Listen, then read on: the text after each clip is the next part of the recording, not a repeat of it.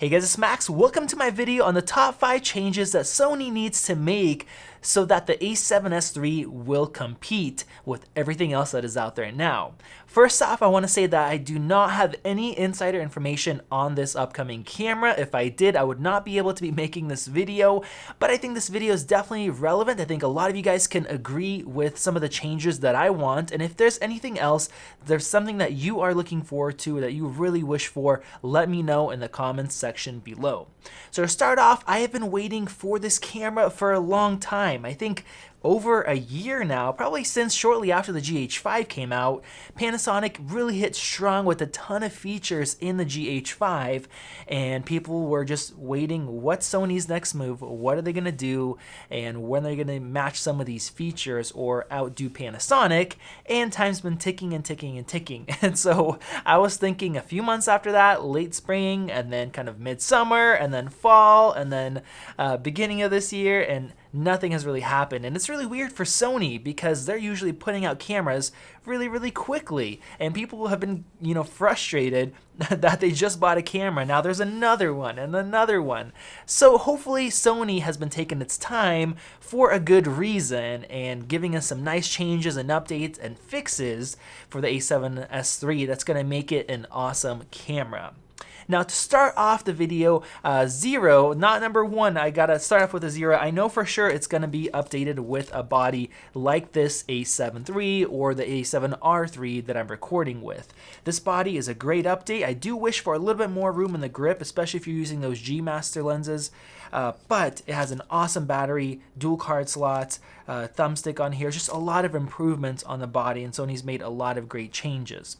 Now the first thing that I wish for as a change would be the rear LCD screen. Now the display isn't terrible, it is really old technology, a TFT screen, not very high in resolution, but there's other cameras out there that provide a much better image when you're recording video, much more detailed image with a display like this. If you've been shooting with a Canon camera and you come over to Sony, you're shooting 4K now instead of say 1080p, but the rear LCD screen looks less detailed. And that's because just the amount of processing that's needed. I don't know if the processor can't keep up, or maybe the previous batteries that they were using, just like the screen would dim, maybe there's not enough juice to be able to pull more data from that 4K image to show you more detail on the rear LCD screen. And what many of you guys may have noticed is if you're in the manual photo mode, just the M on the dial, and say you're punching into focus, you have much more detail than if you're in the movie mode and you're punching in to manually focus, because it's just pulling more info from that sensor. So if Sony does not upgrade the actual LCD display itself, which I really hope it does, because if you look at their cell phone line, they're putting 4K displays in their cell phones now, and you look at some of the competition in the camera space, a lot of them, or most of them, have better rear LCDs.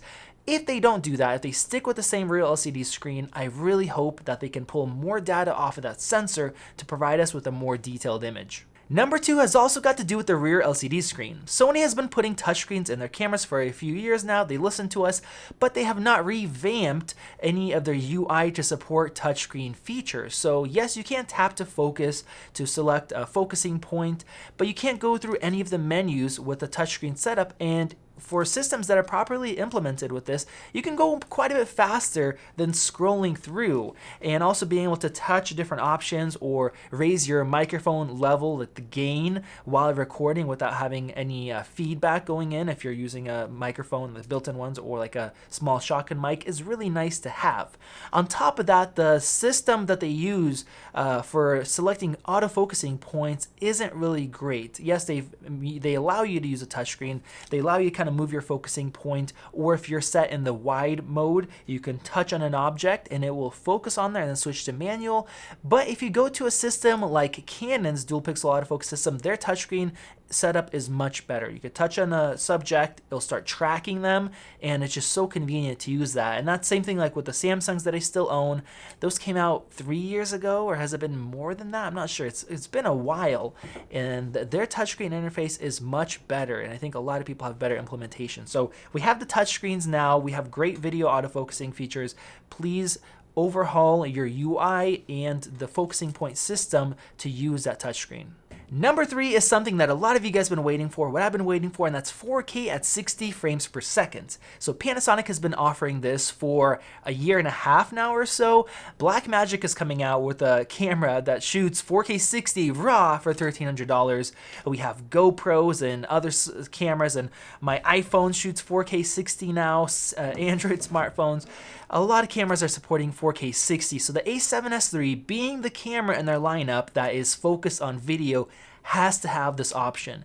If Sony does not include this in the A7s III, it's going to be a shocker, and it is going to kill sales of the camera, undoubtedly.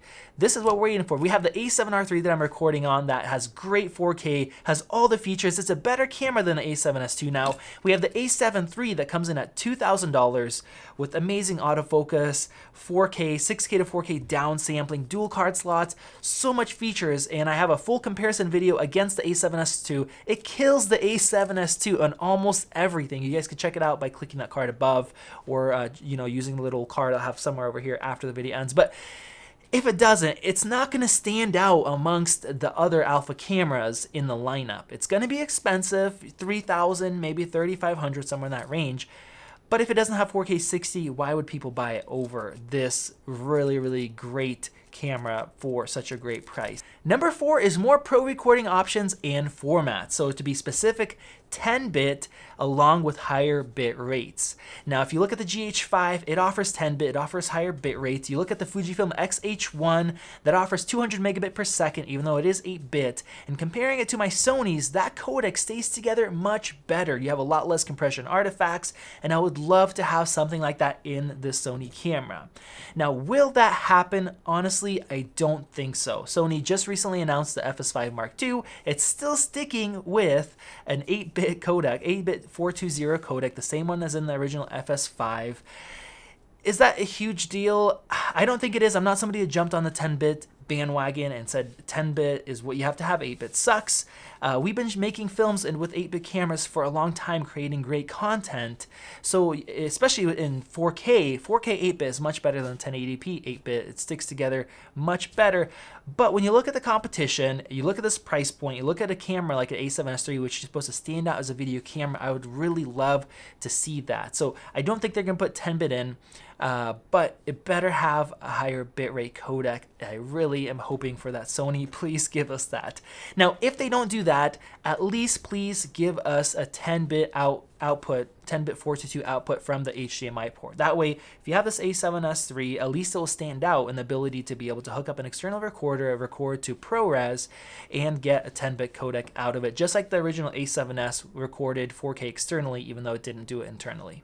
Number 5 is Sony Venice Color Science. So for that camera, Sony overhauled the color science, really improved it, made it more cinematic, because that was one of the biggest complaints with the Sony cameras, including these mirrorless alpha cameras. Now, Sony has been making minor improvements with each model that comes out. They make minor tweaks, so you could still intercut the cameras between each other if you have an older camera, but there have been improvements. With that said, on the FS5 Mark II, they have a new picture profile that has much better highlight roll-offs and much better skin tones. So Sony is addressing this issue, and I really hope that the A7s III, being their video camera in the alpha lineup and a camera that's gonna be a B camera for their higher-end cameras, has this new picture profile. I looked at some of the footage they put out. It looks great. I really want that. I want to be able to use that picture profile, get more cinematic looking shots with better highlight roll-off, better skin tones, and be able to put out content. Now, a lot of you guys know I shoot wedding films. That's a big part of my business. Other than that, I'm doing interviews and stuff like that. So this would be fantastic. And along with that, I really hope that they put out a firmware update for the A7 III and the A7R III, at least these cameras, to allow us to have that picture profile as well, so we can match up all of our cameras. I am planning to buy an FS5 Mark II, so this would be great. Sony, please give us this. It's something a lot of people have been waiting for, and it will push more sales to the A7s III, especially people upgrading and trying to match with the higher end cameras. Alright guys, so if there's anything that you want to add, let me know in the comments section below. If you want to see more videos like this one, hit that subscribe button, but better yet, hit that notifications bell, because subscriber count really doesn't really matter anymore, because YouTube is not showing videos to you, even if you're subscribed to somebody, unless you have those notifications enabled. They're limiting how much videos you see in your subscribe subscriber feed, and it is frustrating because I personally am missing out on content creators that I enjoy. So now I'm going through and I'm enabling notifications on the channels that I care about. So if you care about this channel, enable those notifications. I will be putting out a lot more videos. I know I've been gone lately. I've been doing a lot more paid work. I've been really busy, which is great, but unfortunately YouTube is lacking. I'm going to try to get my game back up and start making 2-3 videos a week like I used to be making. So thank you guys for watching. Hopefully this camera launches soon. We've been waiting long enough. Come on, Sony, give it to us already. Thank you guys for watching. This has been Max, and I will see you in the next video.